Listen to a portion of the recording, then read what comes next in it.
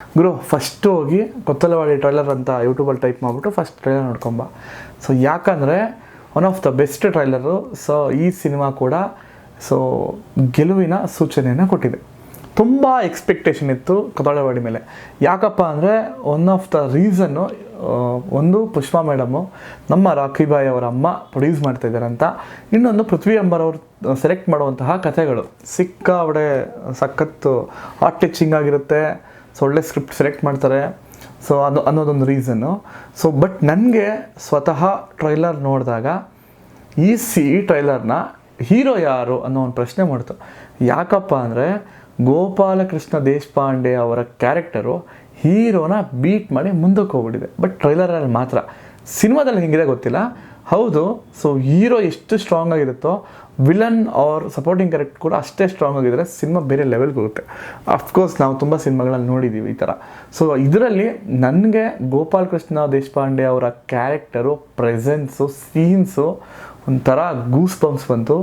ಟ್ರೈಲರಲ್ಲೇ ಇಷ್ಟು ಮಜಾ ಇದೆ ಅಂದರೆ ಸಿನಿಮಾದಲ್ಲಿ ಸಕ್ಕತ್ತಾಗಿರುತ್ತೆ. ಸೊ ಗೋಪಾಲಕೃಷ್ಣ ದೇಶಪಾಂಡೆ ಅವರು ಈ ಥರ ಅಂದರೆ ಕಂಪ್ಲೀಟ್ ಸಿನಿಮಾ ಆವರಿಸ್ಕೊಂಡಿದ್ದಾರೆ ಅಂತಂದರೆ ಆ ಸಿನಿಮಾ ಸೂಪರ್ ಡೂಪರ್ ಹಿಟ್ ಆಗಿದೆ. ಯಾಕಪ್ಪ ಅಂದರೆ ಅವರೊಂಥರ ಲಕ್ಕಿ ಚಾರ್ಮ್ ನಮ್ಮ ಇಂಡಸ್ಟ್ರಿಗೆ. ಇನ್ನೂ ಮುಂದೆ ಹೋಗ್ತಾ ಹೋಗ್ತಾ ಅವ್ರು ಬೇರೆ ಲೆವೆಲ್ಗೆ ಹೋಗ್ತಾರೆ. ಈ ಸಿನಿಮಾದಲ್ಲಿ ಕೆಲವೊಂದು ಸೀನ್ಸ್ನ ನಾನು ತೋರಿಸ್ತೀನಿ, ನನಗೆ ವೈಬ್ರೇಷನ್ ಆಯ್ತು ಅಂಥ ಸೀನ್ಸು ನೋಡಿ.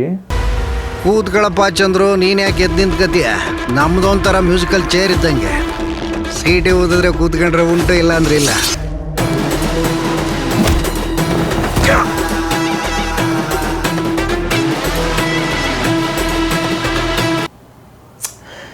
ಏನು ಸೀನ್ಸ್ ಗುರು ಇವು, ವಾವ್ ಅನ್ನಿಸ್ಬಿಡ್ತು. ಸಖತ್ತಾಗಿದೆ.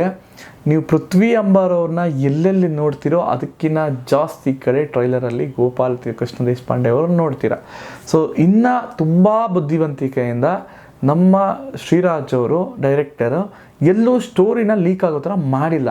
ಒಂದು ಹಳ್ಳಿಯಲ್ಲಿ ನಡೆಯುವಂತಹ political drama with love cinema ಅಂತ ಗೊತ್ತಾಗ್ತಾ ಇದೆ.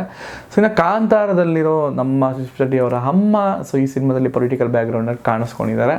ಸೊ ಅದ್ರ ಜೊತೆಗೆ ನಮ್ಮ ರಾಜೇಶ್ ನಟರಂಗ ಅವ್ರ ಪೊಲೀಸ್ ಕ್ಯಾರೆಕ್ಟರು ಸಖತ್ ಸ್ಟ್ರಾಂಗಾಗಿ ಕಾಣ್ತಾ ಇದೆ. ಇನ್ನು ಹೀರೋಯಿನ್ ಕಾವ್ಯ ಅವರು ಸಹ ತುಂಬ ಕ್ಯೂಟಾಗಿ ಹಳ್ಳಿ ಹುಡುಗಿದಲ್ಲಿ ಕಾಣಿಸ್ಕೊಂಡಿದ್ದಾರೆ. ಟ್ರೈಲರ್ ಮಾತ್ರ ತುಂಬ ಪ್ರಾಮಿಸಿಂಗ್ ಆಗಿದೆ. ನನಗಂತೂ ಸಿಕ್ಕಾಬಡೆ ಇಷ್ಟ ಆಯಿತು. ನನ್ನ ಪಾಯಿಂಟ್ ಆಫ್ ವ್ಯೂನಲ್ಲಿ ಹೇಳೋದಾದರೆ ಈ ಸಿನಿಮಾಗೆ ಟ್ರೈಲರು 3 ಜನ, ಒಂದು ಕತೆ, ಇನ್ನೊಂದು ಗೋಪಾಲಕೃಷ್ಣ ದೇಶಪಾಂಡೆ, ಮೂರನೇದು ಪೃಥ್ವಿ ಅಂಬರ್. ಸೊ 3 ಜನದ್ದು ಅಂದರೆ ಇಲ್ಲಿ ಇಬ್ಬರು ಪ್ರೆಸೆನ್ಸ್ ಇದೆಯಲ್ಲ, ಸೊ ಮೈ ನಡುಕ ಉಂಟು ಮಾಡುತ್ತೆ ನೋಡ್ತಾ ಇದ್ದರೆ. ಅಷ್ಟು ಚೆನ್ನಾಗಿದೆ. ಆ್ಯಂಡ್ ದಿ ಬೆಸ್ಟ್ ಟ್ರೈಲರ್ ಅಂತ ಹೇಳ್ಬೋದು ಈ ಒಂದು ಇತ್ತೀಚಿನ ದಿನಗಳಲ್ಲಿ.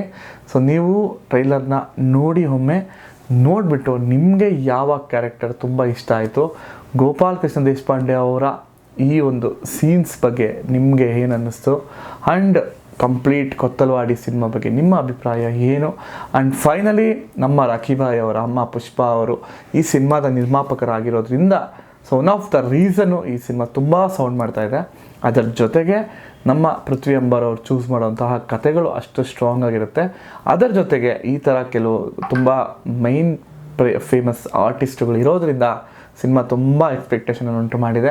ಸೊ ನನಗನ್ನಿಸುತ್ತೆ ಸಿನಿಮಾ ಸೂಪರಾಗಿರುತ್ತೆ ಅಂತ. ನೀವು ಒಮ್ಮೆ ನೋಡ್ಕೊಂಡು ಬಂದು ಕಮೆಂಟ್ ಮಾಡಿ ಯಾರ ಕ್ಯಾರೆಕ್ಟರ್ ತುಂಬ ಇಷ್ಟ ಆಯಿತು ಅಂತ. ಆ್ಯಂಡ್ ಫೈನಲಿ ಸೊ ಸಿನಿಮಾ ನೋಡೋದು ಮಾತ್ರ ಮರಿಬೇಡಿ ಥಿಯೇಟ್ರಲ್ಲಿ. ಸೊ ಬಾಯ್.